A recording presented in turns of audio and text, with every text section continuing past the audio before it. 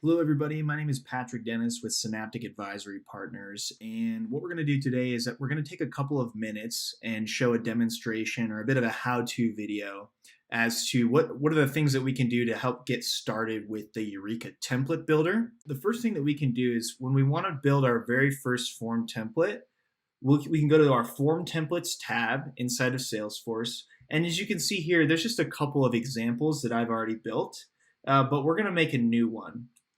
So we can click on New up here in the top right-hand corner. And when we do, we're going to navigate over to a screen that basically represents the canvas where we can start dragging and dropping fields. So I'm just going to call this Getting Started with the Template Builder. And we're going to be a little bit goofy with this one. We're not going to talk about any specific use cases. You can use your imagination on how these features can translate over into the form that you want to build for your business. So we'll just use some very basic question types here. But the first thing I want to draw your attention to is you can see this little green box right here that's bouncing. This is the very first step. It's just simply dragging on a section. We'll call this general information. And again, this is the canvas that really just allows us to drag questions onto this editor and then have those questions kind of define what our users need to be filling out. So the first part of this, like I said, is we're going to talk about the different question types that you're offered. And so by selecting this little drop-down menu here, we can select any one of these question types, which will represent kind of a different data point that your users are going to be filling in. So as you can see, we can do free text, we can do radio buttons. We offer quite a few. So for this example, I'm just going to keep it at text. And we'll just call this question text question.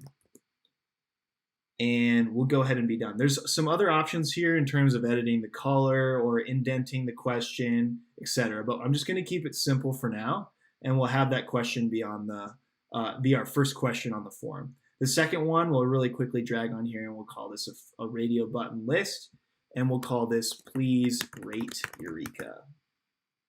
So as you'll notice, because we picked radio button list, we now have some options as to how we can show these different radio buttons.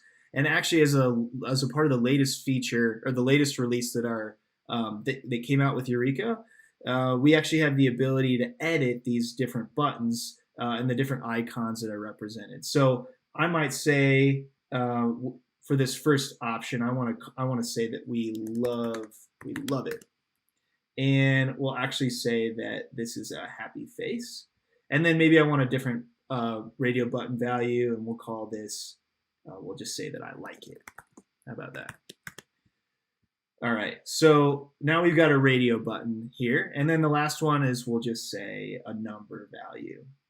So we'll grab one of our last question types here is just called a number, and we'll just say, how many questions are we going to add here?